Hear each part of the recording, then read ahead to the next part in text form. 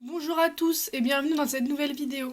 Aujourd'hui, je vais faire l'analyse linéaire du célèbre poème de Charles Baudelaire, Parfum exotique, qui appartient à la partie splénéidale des Fleurs du Mal. Je vous invite à cliquer sur le i si vous n'avez pas vu l'analyse du recueil du poème.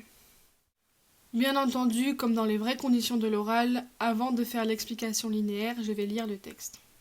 Quand, les deux yeux fermés, en un soir chaud d'automne, je respire l'odeur de ton sein chaleureux, je vois se dérouler des rivages heureux qu'éblouissent les feux d'un soleil monotone. Une île paresseuse où la nature donne des arbres singuliers et des fruits savoureux, des hommes dont le corps est mince et vigoureux, et des femmes dont l'œil par sa franchise étonne. Guidé par ton odeur vers de charmants climats, je vois un port rempli de voiles et de mâts, encore tout fatigué par la vague marine, pendant que le parfum des vers tamariniers, qui circule dans l'air et m'enfle la narine, se mêle dans mon âme au chant des mariniers. Charles Baudelaire est un poète post-romantique considéré comme l'initiateur de la modernité par l'audace de ses images, son goût de la contradiction et l'originalité de son œuvre. Les Fleurs du Mal, son recueil de poèmes en vers, fut mal compris lors de sa parution en 1857 et lui valut même un procès. Il est aujourd'hui considéré comme un chef-d'œuvre incontournable dans l'évolution de la poésie. Parfum exotique est un sonnet qui appartient à la première partie des Fleurs du Mal, intitulée Splénéidale. Ce poème isométrique en alexandrin évoque un ailleurs chaleureux, provoqué par une sensation olfactive. C'est le premier texte du cycle consacré à Jeanne Duval, une actrice métisse qui incarne la femme sensuelle et qui fut la maîtresse de l'auteur. Un tableau d'Édouard Manet, intitulé La maîtresse de Baudelaire, la représente. Cette Vénus noire fut la principale muse de Baudelaire. Or, on peut sans doute voir dans ce sonnet un des mécanismes de l'inspiration baudelairienne. Le titre associe une sensation, le nom parfum sans déterminant, un lieu indéterminé, l'adjectif épithète exotique.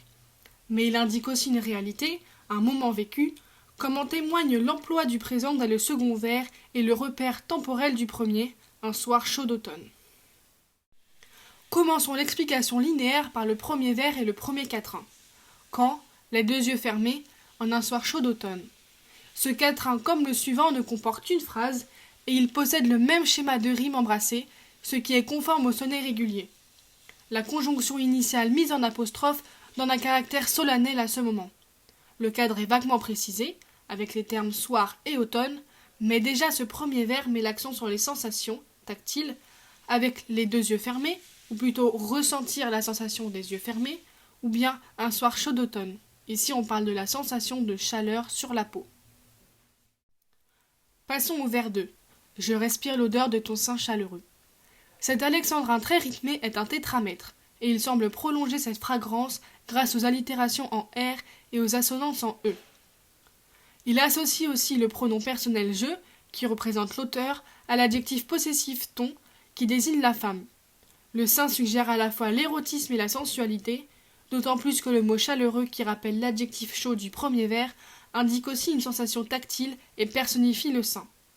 Notons aussi que ce vers est la proposition principale de la phrase, qui n'est pas au vers 1 mais bien au vers 2, ce qui montre l'importance du moment. Je vois se dérouler des rivages heureux. On remarque ici une anaphore de je avec le vers 2, à chaque fois sujet de verbe de sensation, mais ici voir correspond à imaginer. L'odeur de sa muse l'amène à rêver de son pays d'origine et le transporte dans l'exotisme. Il montre que l'ailleurs est toujours plus beau, notamment avec la personnification des rivages. Continuons avec le quatrième vers, qu'éblouissent les feux d'un soleil monotone. Ce vers débute avec un enjambement qui complète le vers 3. Nous pouvons relever que le champ lexical de la chaleur et de la lumière se poursuit, avec éblouissent, feu et soleil, mais le poète marque une opposition entre éblouir et monotone. Ce vers montre que la lumière est belle, grâce aux sensations visuelles, mais qu'elle n'agresse pas. À nouveau un tétramètre, le vers de structure ordonnée impose un rythme très posé où le poète est totalement serein. On retrouve donc le thème de la femme paysage et de la muse. Débutons le deuxième quatrain avec le vers 5, une île paresseuse où la nature donne. Le poète déclare donc être sur une île, un lieu exotique. Le second quatrain s'attache à décrire un cadre idéal, comme le jardin d'Éden, avec des personnifications comme île paresseuse. La nature est une mère généreuse, puisque les 3 autres vers sont des compléments du verbe donner, ce que l'enjambement souligne. Passons au vers 6, des arbres et des fruits savoureux. Nous pouvons relever des anaphores et des parallélismes dans les 3 derniers vers du quatrain. Le poète exprime encore ses sensations, visuelles et gustatives, avec des adjectifs mélioratifs tels que savoureux. La polysyndète dans les 3 derniers vers accentue cet effet de richesse et de beauté. Vers 7. Des hommes dont le corps est mince et vigoureux. Ici, le poète cherche à montrer que les hommes sont en harmonie avec la nature et en parfaite santé, ce qui montre encore la beauté de ce monde. Pour confirmer ses intentions, il utilise un vocabulaire mélioratif tel que mince et vigoureux. Vers 8. Et des femmes dont l'œil par sa franchise étonne. Ce vers nous montre que le regard féminin est toujours important pour l'auteur. Il y décrit une femme sans péché et avant la tentation. Il personnifie l'œil et le qualifie de franc. Vers 9. Guidé par ton odeur vers de charmants climats. Ce vers marque le début de 2 tercets réguliers, s'étalant sur une seule phrase, 2 schémas de rimes plates puis croisés. Nous pouvons remarquer de nombreuses correspondances entre cette partie et la précédente. On retrouve les sensations olfactives et visuelles, la tournure passive suggère la force de celle-ci. Le vocabulaire est toujours mélioratif, mais la personnification de charmant climat suggère aussi la chaleur. Vers 10, je vois un port rempli de voiles et de mâts. Ce vers reprend le vers 2, grâce au jeu, toujours sujet de verbes de sensations visuelles, mais surtout réelles. Le poète commence à décrire un cadre insulaire, d'après le terme port. On remarque aussi des synecdoques dans le second hémistiche. Vers 11, encore tout fatigué par la vague marine. Nous pouvons constater que l'enjambement conforte la synecdoque précédente, avec les voiles et les mâts. Le terme vague marine prouve encore que la nature est très présente. Vers 12, pendant que le parfum des vers tamariniers. La synesthésie dans ce dernier tercet est soulignée par de nombreuses sensations olfactives grâce au terme parfum et visuelles par la couleur des vers tamariniers, qui au passage sont des arbres exotiques. D'ailleurs, ce terme est le premier et seul terme exotique à la rime. Vers 13, et oui, on a bientôt fini. Qui circule dans l'air et m'enfle la narine. On retrouve à nouveau un enjambement qui montre la puissance de ce parfum et la présence des 4 éléments dans le texte. Le parfum semble être agréable puisque cette idée est suggérée par l'exagération du second hémistiche. Nous remarquons aussi l'allitération de liquide en L tout au long du vers. Dernier vers. Se mêle dans mon âme au chant des mariniers.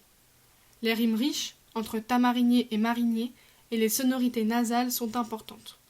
Oui, on parle de sonorité nasale, puisque si on prononce ce vers avec un rhume, les mariniers se transforment vite en bariniers. Bref. Les rimes et les sonorités montrent le caractère envoûtant de ce parfum, à l'image de celui de la muse dans la première partie, puisqu'il parvient jusqu'à l'âme. Le vers est régulier. Le poète exprime encore et toujours ses sensations, ici olfactives puis auditives, lorsque le lecteur s'entend parler avec le nez. Pour conclure, ce texte exprime le pouvoir des sens. Le poète semble raconter un souvenir grâce aux sensations qu'il décrit, et fait l'éloge de la maîtresse de Baudelaire, ce qui lui permet de toucher l'idéal, mais aussi d'attiser sa mémoire. L'inspiration baudelairienne se nourrit ainsi de tout ce qui peut susciter l'imagination, en particulier une sensation olfactive liée à beaucoup d'autres. Mais la muse qui dans ce texte est à l'origine de ces sentiments positifs n'incarne pas autre chose, sinon cette sensualité et cette beauté. J'espère que cette vidéo vous aura plu. Abonnez-vous en cliquant sur le petit personnage juste ici, regardez une autre vidéo juste là, partagez à vos amis, bref, faites ce que vous voulez. On se retrouve bientôt pour une nouvelle vidéo. Au revoir.